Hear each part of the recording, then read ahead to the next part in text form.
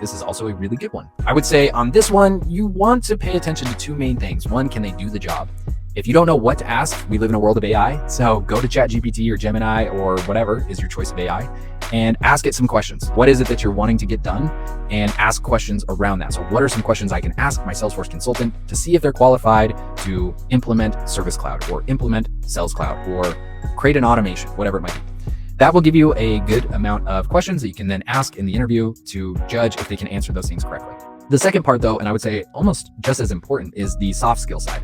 So you also want to make sure that somebody can communicate with you well, they can talk through problems with you well, they know how to handle stress, they know how to handle fires, they know how to take care of you when it comes to stuff like that with communication, because that is going to be a large part of what they're doing. Right? They're basically just trying to convey the things they're working on and their team's working on and how that's affecting your business. So I would say soft skills is a huge thing that you also want to check in on. So when you go through that interview, just like you do with an employee, check on that stuff. Make sure that you feel like they fit culturally with you, that they can answer questions, that they can joke around, that they can do the things that you want them to do, that you would want to work with.